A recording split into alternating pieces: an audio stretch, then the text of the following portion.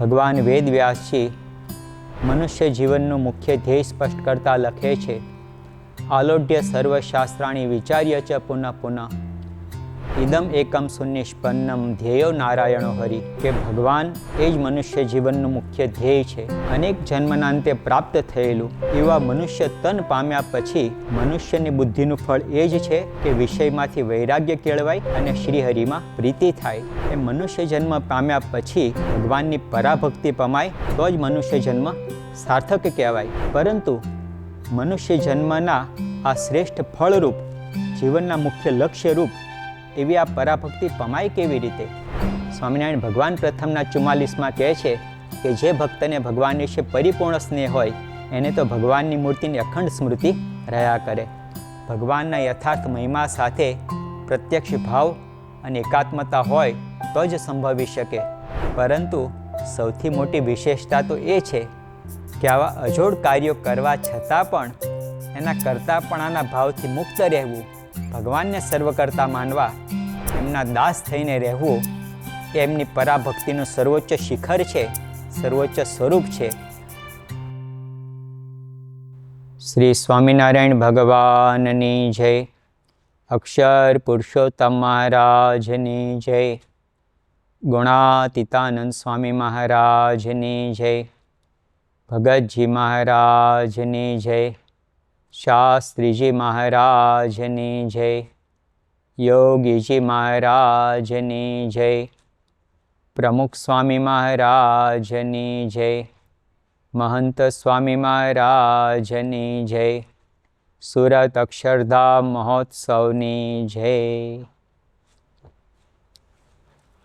લિંગ મહાપુરાણના 7મા અધ્યાયના 11મા શ્લોકમાં ભગવાન વેદવ્યાસજી મનુષ્ય જીવનનું મુખ્ય ધ્યેય સ્પષ્ટ કરતા લખે છે, આલોઢ્ય સર્વશાસ્ત્રાણી વિચાર્ય ચ પુનઃ પુનઃ ઇદમ એકમ સુનિષ્પન્નમ ધ્યેયો નારાયણો હરિ. વ્યાસજી સકલ શાસ્ત્રનો સાર કહે છે કે ભગવાન એ જ મનુષ્ય જીવનનું મુખ્ય ધ્યેય છે. ધન સંપત્તિ પ્રાપ્ત કરવી, પદ પ્રતિષ્ઠા પ્રાપ્ત કરવા, પંચ વિષય ભોગ પ્રાપ્ત કરવા કે વિષય ભોગવવા એ મનુષ્ય જીવનનું મુખ્ય લક્ષ્ય નથી. પરંતુ ભગવાનની પ્રાપ્તિ કરવી એ મનુષ્ય જીવનનું મુખ્ય લક્ષ્ય છે. ભગવાનને પામવા માટે પણ જગતમાં અગણિત મુમુક્ષુઓ અનેક પ્રકારની સાધનાઓ કરે છે. કોઈ તપ કરે છે, કોઈ તીર્થયાત્રા કરે છે, કોઈ યજ્ઞયાગાદિક કરે છે. પરંતુ ભગવાનને પામવાનું સૌથી સરળ, સચોટ અને સર્વથી શ્રેષ્ઠ કોઈ સાધન હોય તે છે પરાભક્તિ. ભગવાનના યથાર્થ મહાત્મ્ય સાથે અનન્ય પરાભક્તિથી ભગવાનને પામી શકાય છે. શ્રીમદ્ ભાગવત મહાત્મ્યમાં નારદ મુનિ ભગવાનની ભક્તિનો આ જ મહિમા ગાતા કહે છે, ન તપોભિર ન વેદેશ્ચ ન જ્ઞાનેનાપી કર્મણા હરિ સાધ્યતે ભક્ત્યા પ્રમાણમ તત્ર ગોપિકા. નારદ મુનિ કહે છે કે ભગવાન કેવળ તપથી રાજી થતા નથી, કેવળ વૈદાદિક શાસ્ત્રોના અધ્યયનથી રાજી થતા નથી, કેવળ આત્મજ્ઞાનથી કે યજ્ઞયાગાદિક કર્મકાંડોથી રાજી થતા નથી, પરંતુ ભગવાન વશ થાય છે પરાભક્તિથી. અને એનું પ્રમાણ છે વ્રજની ગોપીઓ. ગોપીઓએ કોઈ એવા કઠણ સાધન નહોતા કર્યા, છતાં પણ ભગવાનને વશ કર્યા. એનું કારણ હતું એમની પરાભક્તિ. ભગવાનના યથાર્થ મહિમા સાથે પ્રેમ ભક્તિથી ભગવાનને ગોપીઓએ વશ કર્યા. દેવ દુર્લભ એવા મનુષ્ય જન્મનું ફળ પણ એ જ છે કે જીવનમાં ભગવાન વિશે પરાભક્તિ પ્રાપ્ત થાય. સત્સંગ વિજીવન ગ્રંથમાં શતાનંદ મુનિ ભગવાન સ્વામિનારાયણને વચન ટાંકતા ગાય છે, બહુજનુર્ભ્રમણોત્તર લંભિતામ નરતનુ સમવાપ્ય સુરેપ્સિતામ મતિમતામિદમેવ મતે ફલમ વિષયતો વિરતિશ્ચ હરોરતિ. કહેતા અનેક જન્મનાંતે પ્રાપ્ત થયેલું, દેવોને પણ દુર્લભ એવા મનુષ્ય તન પામ્યા પછી મનુષ્યની બુદ્ધિનું ફળ એ જ છે કે વિષયમાંથી વૈરાગ્ય કેળવાય અને શ્રીહરિમાં પ્રીતિ થાય. જેમ ઘરના ફળિયામાં કે ખેતરમાં આંબો વાવ્યો હોય તો એ આંબો છાંયડો પણ આપે છે, એના પાંદડાથી તોરણ પણ બને છે, કે પછી એનું લાકડું બળતણમાં પણ ઉપયોગ થાય છે. પણ આંબાનું ફળ એ નથી. આંબાનું ફળ તો કેરી છે. કેરી જો આપે તો જ આંબાઓ આવ્યો એ સાર્થક કહેવાય. એ મનુષ્ય જન્મ પામ્યા પછી ભગવાનની પરાભક્તિ પમાય તો જ મનુષ્ય જન્મ સાર્થક કહેવાય. પરંતુ મનુષ્ય જન્મના આ શ્રેષ્ઠ ફળરૂપ, જીવનના મુખ્ય લક્ષ્યરૂપ એવી આ પરાભક્તિ પમાય કેવી રીતે? તો એનો ઉપાય સ્વામિનારાયણ ભગવાન ગરડા અંત્યના 5મા વચનામૃતમાં બતાવે છે. શ્રીજી મહારાજ કહે છે કે શુકસંકાદિક જેવા જે મોટા પુરુષ, એની સેવા અને પ્રસંગ, તેમાંથી મહાત્મ્ય સહવર્તમાન એવી જે ભક્તિ તે જીવના હૃદયમાં ઉદય થાય છે. પ્રમુખ સ્વામી મહારાજ સન 1974માં ન્યૂયોર્કમાં બિરાજમાન હતા. અહીં સ્વામીશ્રીએ અમેરિકા ખાતેના પ્રથમ હરિમંદિરમાં અક્ષર પુરુષોત્તમ મહારાજની પ્રાણ પ્રતિષ્ઠા કરી. સર્વત્ર અક્ષર પુરુષોત્તમનો જય જયકાર થઈ ગયો. વળી એની સાથે સાથે સ્વામીશ્રીએ નૂતન હરિમંદિરનું ખાતમુહૂર્ત પણ કર્યું અને ત્યાર પછી પ્રતિષ્ઠા નિમિત્ત થયેલ યજ્ઞની પૂર્ણાવતીનું નાળિયેર હોમમાં પધાર્યા. નાળિયેર હોમી અને સભાની અંદર જ્યારે આવ્યા તો સભાની અંદર યુવકોએ સ્વામીશ્રી માટે સુંદર આસન તૈયાર કરેલું. સ્વામીશ્રીએ જોયું કે પોતાના માટેનું આસન સારું છે, પરંતુ ઠાકોરજીનું સાદું છે. એટલે સ્વામીશ્રીએ સમય સૂચકતા વાપરી પોતાની સાથે હરહંમેશ રાખતા હરિકૃષ્ણ મહારાજને પોતાના આસન ઉપર પધરાવી દીધા અને પોતે બાજુમાં સાદા સોફા પર બિરાજમાન થયા. આ પ્રસંગે ચિન્મય મિશનના ચિન્મયાનંદ સ્વામી ઉપસ્થિત હતા. સ્વામીશ્રીની આવી ભક્તિભાવપૂર્ણ સમય સૂચકતા જોઈ એ તો ઓવારી ગયા અને પ્રવચનમાં બોલી ઉઠ્યા કે આધ્યાત્મિક પ્રગતિ તો ભગવાનને રાખેલા આવા પુરુષના સંબંધથી જ થાય. પ્રમુખ સ્વામી મહારાજના પ્રસંગથી જ જગતમાંથી વૃત્તિઓ પાછી વળે અને ભગવાન સન્મુખ થાય. તો જેના પ્રસંગથી જગતમાંથી વૃત્તિઓ પાછી વળે અને ભગવાન સન્મુખ થાય એવા સત્પુરુષોની પરંપરા સ્વામિનારાયણ ભગવાને સ્થાપી અને એ પરંપરા પૃથ્વી પર અખંડિત રાખી. આ પરંપરામાં આવતા ગુણાતીત સત્પુરુષો એ પરાભક્તિનું મૂર્તિમાન સ્વરૂપ છે. તેઓ આપણી સમક્ષ પરાભક્તિનો આદર્શ રજૂ કરે છે. આજે પ્રગટ ગુરુ હરિમહંત સ્વામી મહારાજ આપણા માટે પરાભક્તિનો આદર્શ છે. આજે એમના જીવન ઉપવનમાંથી પરાભક્તિના પુષ્પોની સુવાસ આજે આપણે માણીએ. જેમ કોઈ ફૂલવાડીમાં ગુલાબ, મોગરો, પારિજાત, જુઈ, ચંપો વગેરે પુષ્પો પૂર બહારમાં ખીલ્યા હોય અને બાગમાં કોઈ પ્રવેશ કરે અને એનું મન છે એ વિવિધ ફૂલોની સુવાસથી તરબતર થઈ જાય, તેમ મહંત સ્વામી મહારાજના જીવન ઉપવનમાં પરાભક્તિના પુષ્પો એવા પૂર બહાર ખીલ્યા છે કે એની સુવાસથી આપણું અંતઃકરણ પણ પરાભક્તિની પ્રેરણાથી સુવાસિત બની જાય છે. મહંત સ્વામી મહારાજની પરાભક્તિની એક સુંદર અને દર્શનીય અભિવ્યક્તિ નવધા ભક્તિની અંદર થાય છે. શ્રીમદ ભાગવતના 7મ સ્કંદમાં પ્રહલાદજી ભગવાનની ભક્તિના 9 પ્રકારનું વર્ણન કરતા કહે છે, શ્રવણમ, કીર્તનમ, વિષ્ણુ સ્મરણમ, પાદ સેવનમ, અર્ચનમ, વંદનમ, દાસ્યમ, સખ્યમ, આત્મનિવેદનમ. કહેતા ભગવાનની ભક્તિના 9 પ્રકાર છે. ભગવાનની કથાનું શ્રવણ કરવું, કીર્તન ગાવવા, સ્મરણ કરવું, ભગવાનની સેવા પરિચર્યા કરવી, ભગવાનને અર્ચન કરવું, વંદન કરવું, ભગવાનને વિશે દાસભાવ રાખીને ભક્તિ કરવી, સખાભાવથી ભગવાનને રીઝવવા અને આત્મનિવેદન કહેતા ભગવાનને સર્વસ્વ સમર્પણ કરવું. તો આ નવધા ભક્તિના 9 પ્રકારો એ સ્વામીશ્રીના જીવનમાં સહજ સ્વભાવે વણાયેલા છે. એમાં પણ નવધા ભક્તિના 9 પ્રકારોમાં પણ શ્રવણ ભક્તિનો વિશેષ મહિમા છે. સ્વામિનારાયણ ભગવાન ગરડા અંત્યના 24ના વચનામૃતમાં કહે છે, શાસ્ત્રમાં 9 પ્રકારની ભક્તિ કહી છે, તેમાં શ્રવણ ભક્તિને પ્રથમ ગણી છે. માટે જો શ્રવણ ભક્તિ જેને હોય તો પ્રેમલક્ષણા ભક્તિ પર્યંત સર્વે ભક્તિના અંગ તેને પ્રાપ્ત થશે. સ્વામીશ્રીના જીવનમાં શ્રવણ ભક્તિની શ્રદ્ધા અને તત્પરતા ખરેખર અવર્ણનીય છે. તારીખ 24 સપ્ટેમ્બર 2017ના રોજ સ્વામીશ્રી લંડનમાં બિરાજમાન હતા. અહીં અક્ષર પુરુષોત્તમ દર્શન આધારિત કથા વાર્તાની છાવણીનું આયોજન કરાયું હતું. જોકે સ્વામીશ્રીને એમાં આવવાનું નહોતું અને સ્વામીશ્રી પધારી માટે કોઈ આયોજન પણ કરવામાં આવ્યું નહોતું. પરંતુ કથા વાર્તાની ઈશ્કી એવા સ્વામીશ્રીએ તો છાવણીનો પૂરેપૂરો લાભ લેવાનું મનમાં નિર્ધાર્યું હતું. તેથી અલ્પાહાર બાદ સ્વામીશ્રીએ નિત્યક્રમ પ્રમાણે આરામ કર્યો ન કર્યો અને જાગ્રત થઈ ગયા. સેવકને કહે, મારે છાવણીમાં જવું છે. દૈનિક ક્રમ પ્રમાણે જોકે સ્વામીશ્રી આ સમયે સ્નાનવિધિ માટે પધારતા હોય છે, એટલે સ્નાન માટે પૂછ્યું, પણ સ્વામીશ્રીએ ના જ કહી. અને 9:15 વાગે તો સ્વામીશ્રી શ્રવણ ભક્તિ કરવા છાવણીમાં બિરાજી ગયા. કોઈને કલ્પના નહોતી શ્રોતાઓને કલ્પના કે નહોતી આયોજકોને કલ્પના કે સ્વામીશ્રી પધારશે. પરંતુ સ્વામીશ્રી તો ઉત્તમ શ્રોતા બનીને મંચ ઉપર બિરાજી ગયા અને સત્ર પૂરું થયું ત્યાં સુધી એકાગ્રતાથી કથા સાંભળતા માળા ફેરવતા બેઠા. ત્યાર પછી બપોર પછીના સત્રમાં પણ સ્વામીશ્રી સમય કરતાં વહેલા જાગ્રત થઈ ગયા અને કંઈ છાવણીમાં જવું છે.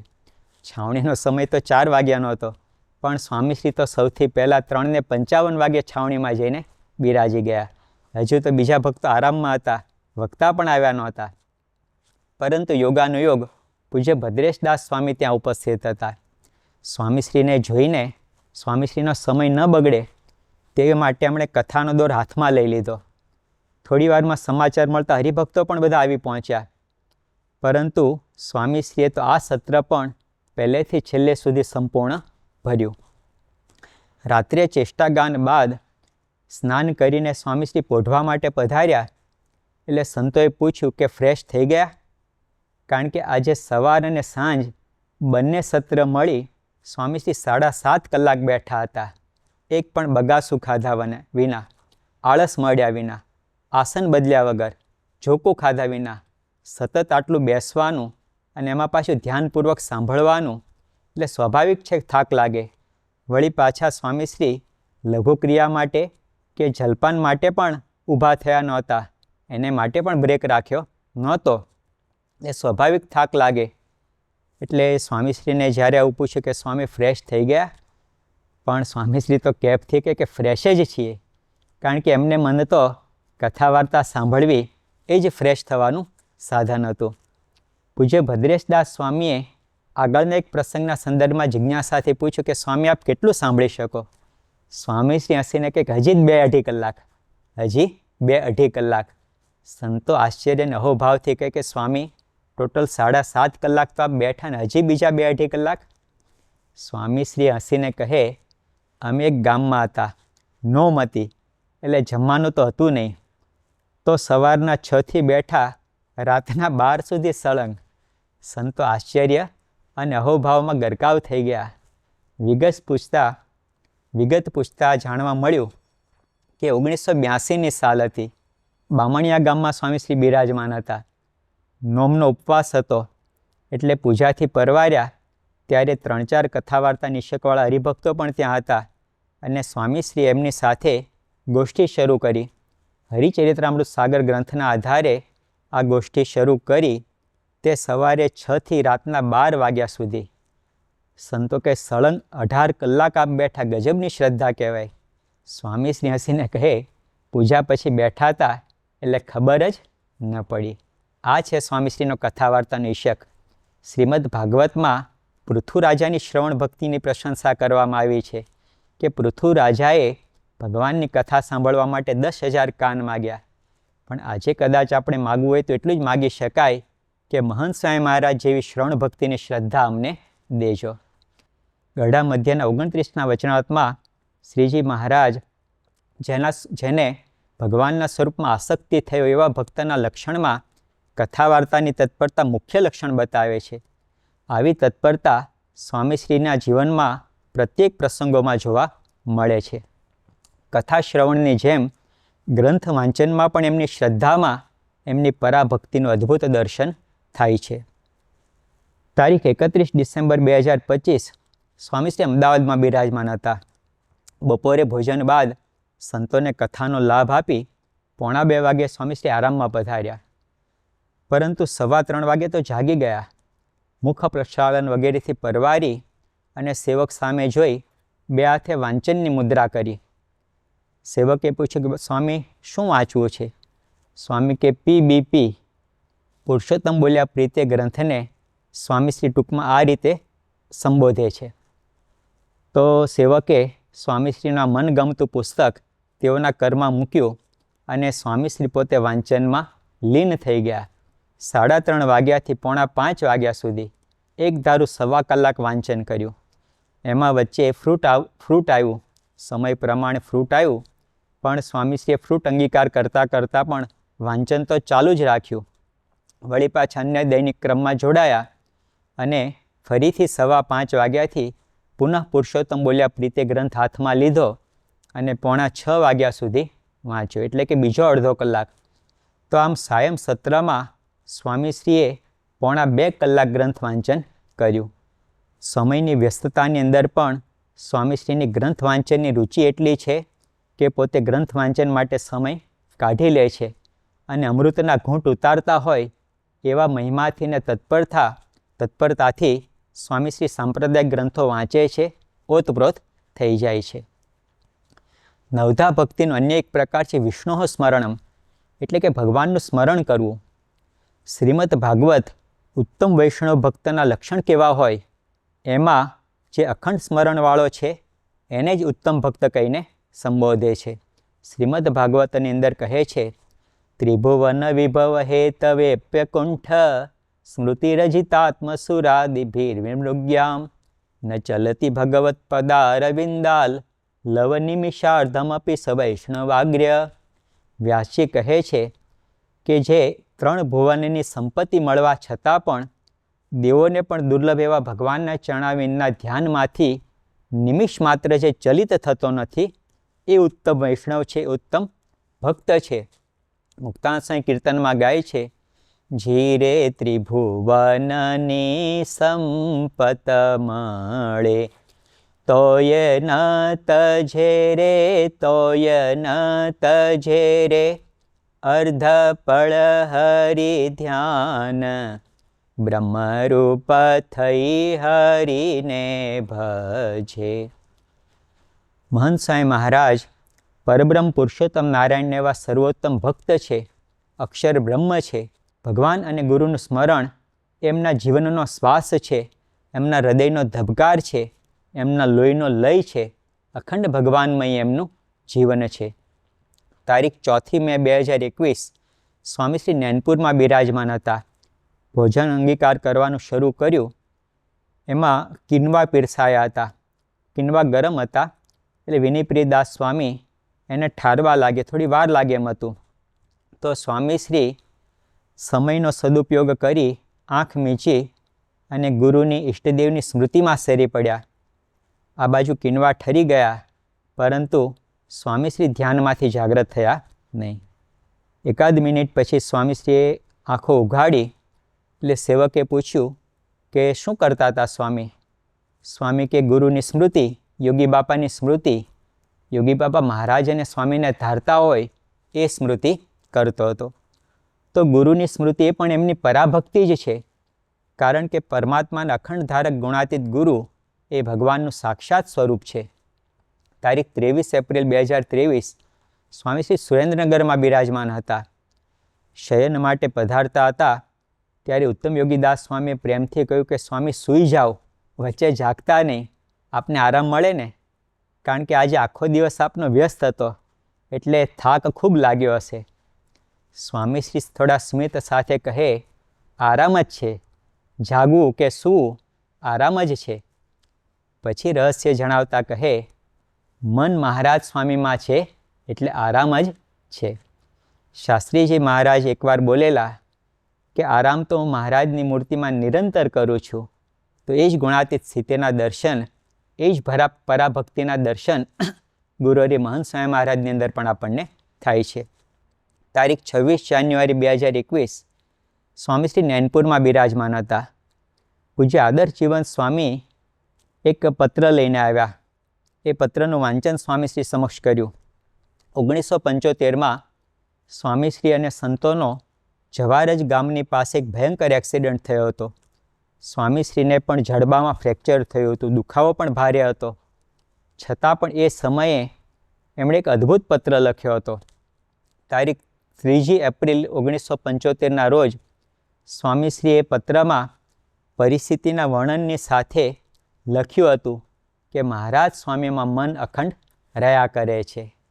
હવે ખૂબ અઘરી કલમ છે, કારણ કે એક તો એક્સિડન્ટની પરિસ્થિતિ, જડબામાં ફ્રેક્ચરનો દુખાવો, વળી ખાઈ શકાય, પી શકાય નહીં, ખાઈ શકાય નહીં, એને લીધે મન એની અંદર જ રહ્યા કરે.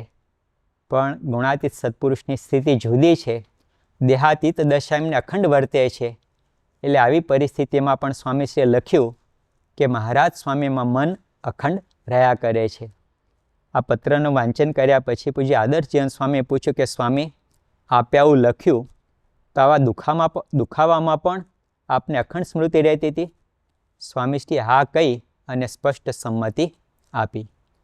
તો આ એમની પરાભક્તિ છે, જે ઉત્તમ ભક્તનું લક્ષણ ભાગવત કહે છે, મુક્તાનંદ સ્વામી કહે છે, સ્વામિનારાયણ ભગવાન પ્રથમના 44માં કહે છે કે જે ભક્તને ભગવાન વિશે પરિપૂર્ણ સ્નેહ હોય એને તો ભગવાનની મૂર્તિની અખંડ સ્મૃતિ રહ્યા કરે. તો સ્વામીશ્રીના જીવનમાં ભગવાનને વિશે આવો પરિપૂર્ણ સ્નેહ છે, આવા ઉત્તમ ભગવાનના ભક્ત છે. આરતી વગેરે આહ્નિકમાં પણ સ્વામીશ્રીની ગજબની શ્રદ્ધા અને ખટકો છે.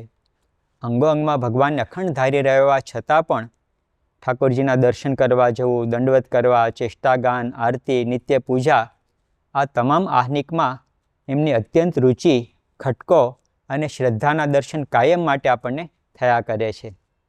તારીખ 25/5/2024 સ્વામીશ્રી સારંગપુરમાં બિરાજમાન હતા.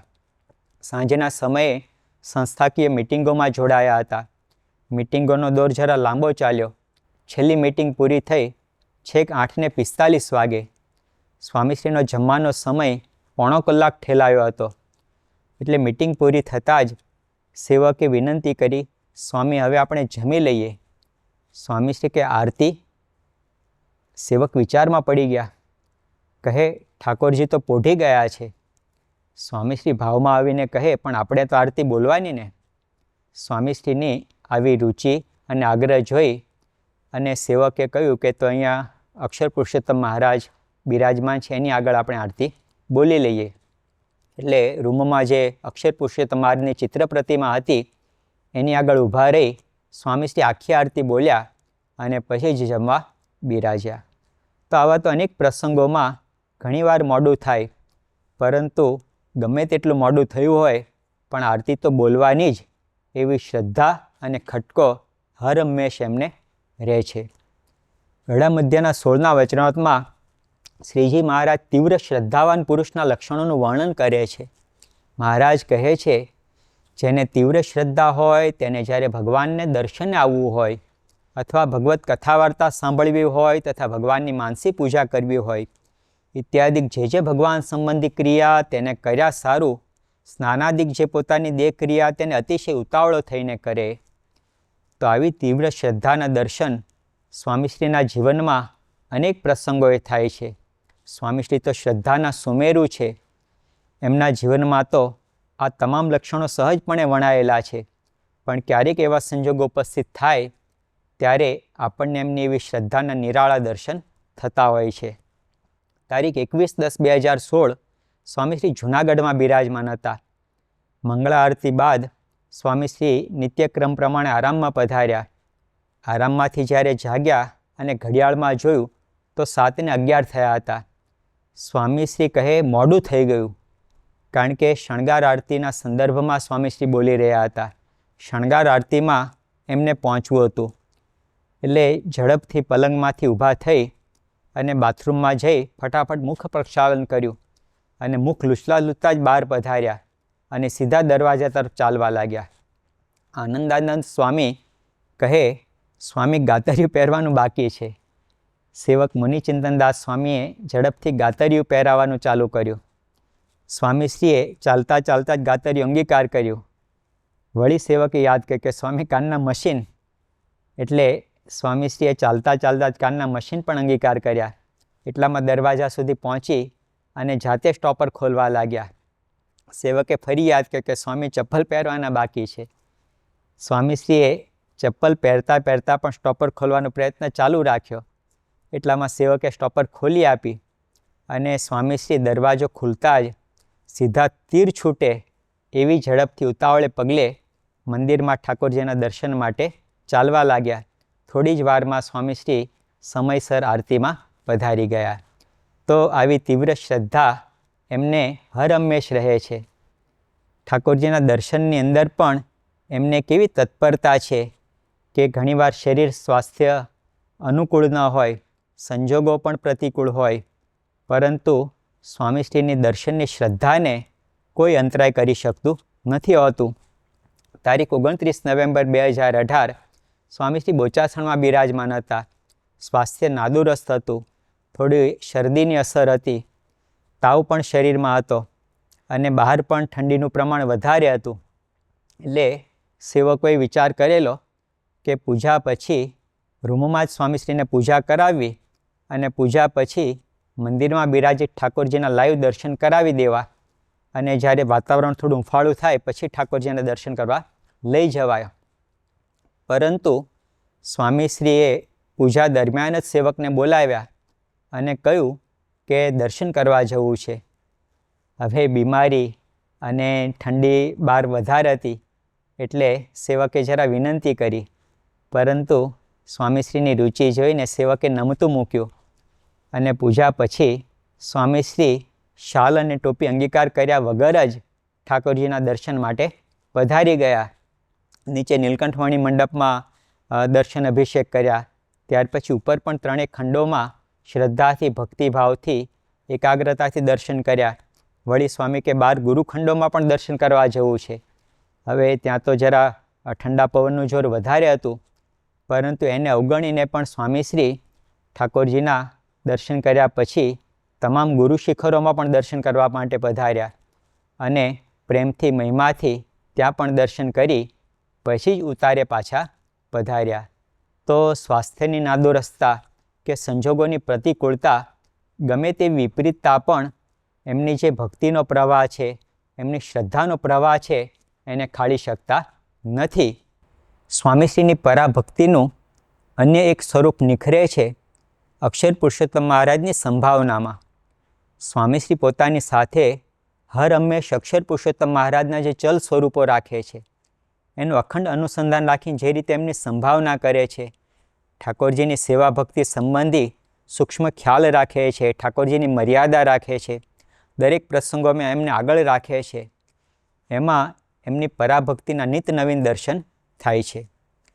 તારીખ 27 એપ્રિલ 2024 સ્વામીશ્રીના સારંગપુરના રોકાણ દરમિયાન પૂજ્ય સંત ચરિતદાસ સ્વામીએ એક પ્રસંગની વાત કરી. ખરેખર હૃદયસ્પર્શી આ પ્રસંગ છે. સ્વામીશ્રી નિત્ય પૂજામાં ઠાકોરજીના થાળ બાદ જળ ભરેલા જગમાં ઠાકોરજીના પ્રાસાદિક પુષ્પ પધરાવે છે.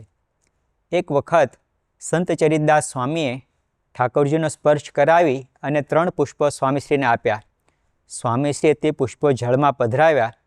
હજુ વધુ એક પુષ્પ જગમાં આવે એમ હતું. સ્વામીશ્રી ઈશારાથી એક વધારે પુષ્પ માગ્યું.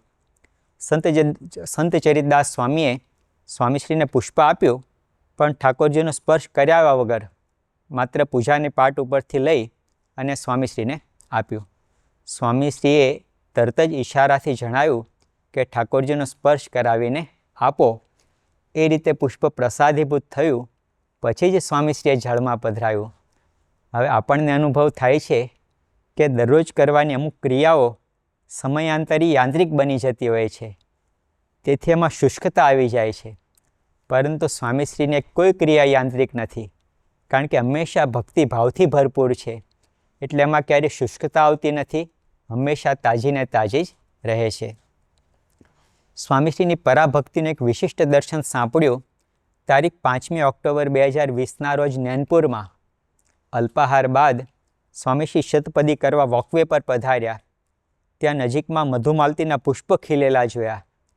સ્વામીશ્રીના અંતરમાં અવિરત વહેતી ભક્તિ ગંગા છલકાઈ ઉઠી. જાતે જ સ્વામીશ્રી ઊભા રહીને પુષ્પો ચૂંટવા લાગ્યા. સેવકે પણ મદદ કરી. સ્વામીશ્રીએ ત્યાં ઊભા જ 4 પુષ્પોનો વીણગુણ હાર બનાવ્યો. સાથે સાથે ચંપાના પણ 2 પુષ્પ ચૂંટ્યા અને એટલામાં સેવક હરિકૃષ્ણ મહારાજને લઈને ત્યાં પહોંચ્યા અને સ્વામીશ્રીએ ખૂબ પ્રેમ ભાવથી એ 4 પુષ્પોનો નાનકડો પણ સુંદર વીણગુણ હાર ઠાકોરજીના કંઠમાં અર્પણ કર્યો અને તેઓના ચરણોમાં પુષ્પ પણ મૂક્યા. પરાભક્તિના આવા વિશિષ્ટ દર્શનથી સૌના હૈયા પુલકિત થઈ ગયા. ઠાકોરજીની ચલ મૂર્તિમાં એમને જે રીતે પ્રત્યક્ષ ભાવ સાથે એકાત્મતા છે એ પણ આપણા અંતરમાં પરાભક્તિની શ્રદ્ધા જગાડી દે છે. તારીખ 2 જાન્યુઆરી 2021ના રોજ સ્વામીશ્રી નૈનપુરમાં હતા.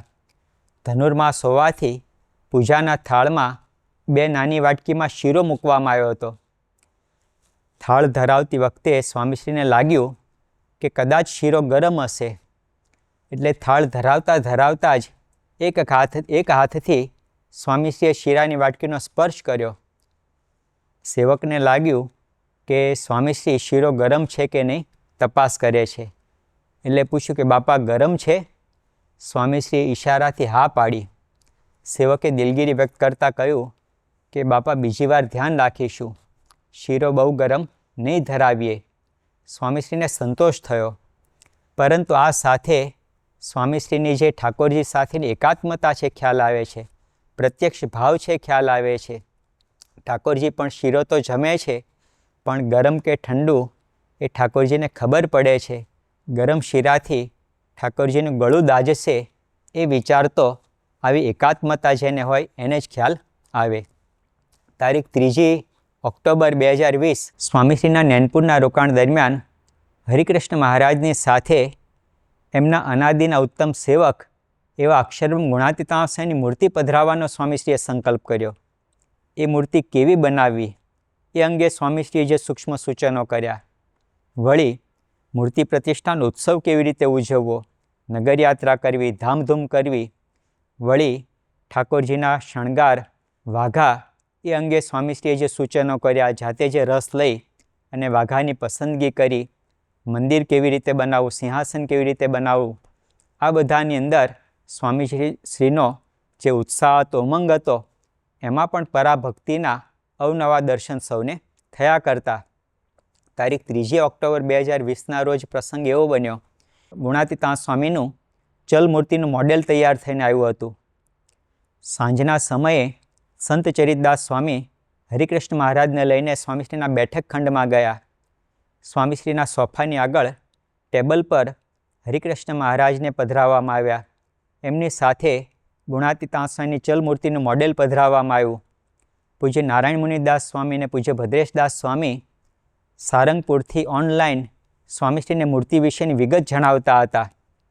સ્વામીશ્રી હરિકૃષ્ણ મહારાજ અને ગુણાતીતાંશ સ્વામી એ બંને મૂર્તિઓને વારાફરતી જોવા લાગ્યા. વાઘા સહિત અને વાઘા રહિત એમ નિરીક્ષણ કરવા લાગ્યા. લગભગ 55 મિનિટ સુધી આ પ્રક્રિયા ચાલી. સ્વામીશ્રીએ યથાયોગ્ય સૂચનો કર્યા અને ત્યાર પછી ઠાકોરજીને વિદાય આપવાની હતી. ત્યારે સ્વામીશ્રીએ શ્રુતિપ્રિયદાસ સ્વામી, ઉત્તમ યોગીદાસ સ્વામી અને સંત ચરિતદાસ સ્વામીને કહ્યું, 11 માળા ફેરવી લેજો, દંડવત કરી લેજો. ઠાકોરજીને આપણે ખૂબ ભીડો આપ્યો, આમ ફેરવ્યા, તેમ ફેરવ્યા, વાઘા ઉતાર્યા, બદલ્યા, તો ઠાકોરજીને ખૂબ ભીડો આપ્યો છે, માટે પ્રાયશ્ચિત રૂપે દંડવત માળા કરી લેજો. તો ઠાકોરજીની અંદર કેવો પ્રત્યક્ષ ભાવ, ઠાકોરજીને થાક લાગે છે, ભૂખ તરસ લાગે છે, શીરો ગરમ લાગે છે, ઠંડી ગરમી લાગે છે, આવું અનુસંધાન તો ભગવાનના યથાર્થ મહિમા સાથે પ્રત્યક્ષ ભાવ અને એકાત્મતા હોય તો જ સંભવી શકે. સ્વામીશ્રીની પરાભક્તિનું દર્શન કરાવતા આવા તો સેંકડો પ્રસંગો એમના વિચરણના અહેવાલમાં નોંધાયેલા છે. આ પ્રસંગો એમની પરાભક્તિના દસ્તાવેજી પુરાવા છે. તો એવી જ રીતે સ્વામીશ્રીના અદ્વિતીય કાર્યો જેવા કે અબુધાબીનું મંદિર, અમેરિકાનું અક્ષરધામ, સુરતનું નિર્માણાધીન અક્ષરધામ, કે પછી પેરિસનું નજરાણું બનનાર નૂતન શિખરબદ્ધ મંદિર, આ બધા સ્વામીશ્રીની પરાભક્તિના દ્રશ્યમાન પુરાવા છે. પ્રમુખ સ્વામી મહારાજ શતાબ્દી મહોત્સવ અને કાર્યકર સુવર્ણ મહોત્સવ જેવા ભવ્યાતિભવ્ય ઉત્સવો એ પણ એમની પરાભક્તિના પુરાવા જ છે. તાજેતરમાં 15,666 બાલ બાલિકાઓએ સત્સંગ દીક્ષા ગ્રંથના સંસ્કૃત શ્લોકોનો મુખપાઠ એ તો ગિનેસ બુક દ્વારા નોંધાયેલો સ્વામીશ્રીનો પુરાવો છે. પરંતુ સૌથી મોટી વિશેષતા તો એ છે કે આવા અજોડ કાર્યો કરવા છતાં પણ એના કરતાપણાના ભાવથી મુક્ત રહેવું, ભગવાનને સર્વકર્તા માનવા, એમને જ સર્વસ્વ સમર્પણ કરવું, અરે દુનિયાના ધન કુબેરો પણ ન કરી શકે, મહાસત્તાધીશો પણ ન કરી શકે, દુનિયા દંગ રહી જાય એવા અજોડ કાર્ય કરવા છતાં પણ પોતાને અકર્તા માની, ભગવાનને સર્વકર્તા માની એમના દાસ થઈને રહેવું એ એમની પરાભક્તિનું સર્વોચ્ચ શિખર છે, સર્વોચ્ચ સ્વરૂપ છે. ઉપનિષદના ઋષિઓ પણ ભગવાનના મહિમાનો પાર પામી શક્યા નહીં અને નેતિ નેતિ કંઈ પૂર્ણ વિરામ મૂકી દીધું. એમ સ્વામીશ્રીની પરાભક્તિનો પાર પામી શકાય નહીં. પરંતુ સારરૂપ એટલું જ કહી શકાય કે આપણી પરાભક્તિના આદર્શ તરીકેની પરિકલ્પનાથી અનંત ગણી પર સ્વામીશ્રીની પરાભક્તિ છે. શ્રીમદ ભાગવત કથિત નવધા ભક્તિની વિભાવનાને પણ અનંત ગણી વિસ્તૃત કરે એવી સ્વામીશ્રીની પરાભક્તિ છે. સ્વામીશ્રીની આવી પરાભક્તિમાંથી આપણે આચમન કરીને પરાભક્તિના સુમેરુ શિખર સમાન સ્વામીશ્રીના જીવનમાંથી પ્રેરણાનો પ્રકાશ પામીને આપણે પણ પરબ્રહ્મની પરાભક્તિના અધિકારી બની શકીએ એ જ એમના ચરણોમાં પ્રાર્થના. આવી પ્રેરણાદાયી કથાના નિયમિત શ્રવણ માટે આ વિડીયોને લાઇક કરો અને ચેનલને સબસ્ક્રાઇબ કરો. અને ખાસ આ કથાને આપના જેવા અન્ય મુમુક્ષુ સાથે શેર કરીને આંગળી ચિંધ્યાનું પુણ્ય મેળવો. જય સ્વામિનારાયણ.